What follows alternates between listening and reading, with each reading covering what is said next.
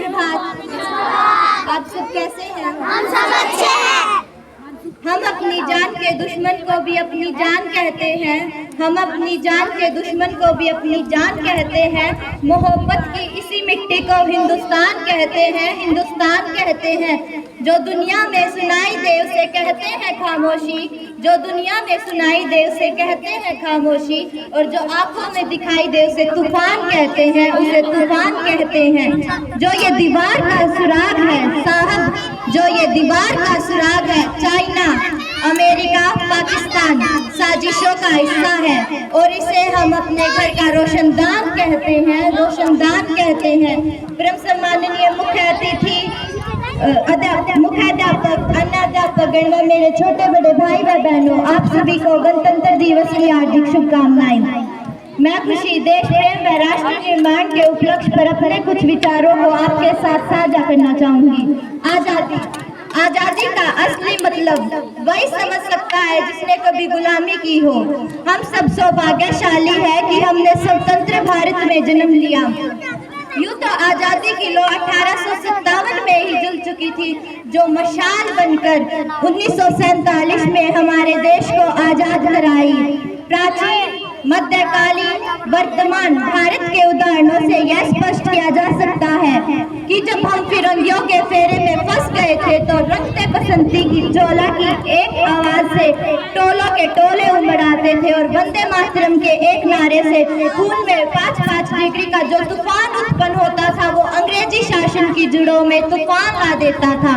उस समय लोग मर जाते थे, मिट जाते थे, फांसी चढ़ जाते थे, लेकिन वे अपनी देशभक्ति साबित कर रहे होते थे, क्योंकि यह उस दौर की देशभक्ति की कसौटी थी। उसके बाद 62, 65, 71 के युगों में सुहागवा देने वाली औरतें, जब घर के हालात कुछ ऐसे हो जाया करते थे कि प्यार भी भरपूर गया, मांग का सिंदूर गया, नन्हे नन्हे हालों की लंगोटियां चली गई, छोटी छोटी बेटियों की चोटियां चली गई, बाप की कमाई गई, भाई की पढ़ाई गई, एक ऐसा विस्फोट हुआ कि पता भी नहीं चला, और जिस्म की बोटियां बोटियां ही चली गई, जिस्म की बोटियां बोटियां ही चली गई।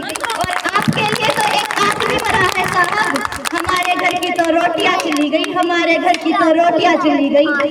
ऐसे हालात पैदा होने के बाद भी एक माँ अपने बेटे को सरहद पर दुश्मनों की धज्जियां उड़ाने के लिए भेजती है, और उसे पत्र लिखती है।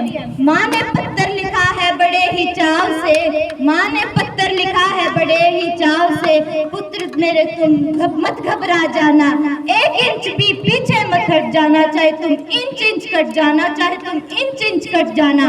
इस प्रकार पूरा परिवार अपनी देशभक्ति साबित कर रहा होता था, क्योंकि उस समय देश बलिदान मांगता था, लड़ जाने को कहता था, मर मिट जाने को कहता था, फांसी चढ़ जाने को कहता था। लेकिन आज का भारत ना मर जाने को कहता है, ना मिट जाने को, और ना ही फांसी चढ़ जाने को। और मेरे विचारों में जो व्यक्ति अपना काम पूरी ईमानदारी और पूरी लगन के साथ करता है वही एक अच्छा और सच्चा देशभक्त है। ना सरकार मेरी है ना रब मेरा है, ना सरकार मेरी है ना रब मेरा है, ना बड़ा सा नाम मेरा है। मुझे तो एक छोटी सी बात का गर्व है कि मैं भारत की हूँ और भारत मेरा है, कि मैं भारत की हूँ और भारत मेरा है। परंतु एक वैचारिक बीमारी मुझे हमारे समाज में देखने को मिलती है। कहा जाता है कि हम सबसे बड़े लोकतंत्र हैं, जहाँ हिंदू पैदा होते हैं, मुस्लिम, सिख, ईसाई भी पैदा होते हैं, लेकिन बदकिस्मती अब यहाँ इंसान पैदा नहीं होते, इंसान पैदा नहीं होते। और मेरे विचारों में अच्छे राष्ट्र निर्माण के लिए ना हिंदू की जरूरत है ना मुस्लिम की जरूरत है, तो एक सच्चे और अच्छे इंसान की जरूरत है, तो एक सच्चे और अच्छे इंसान की। जरा सोच कर देखिए, टहनियाँ कितने परेशान हो जाए जब परिंदे भी हिंदू मुस्लिम हो जाए, जब परिंदे भी हिंदू मुस्लिम हो जाए।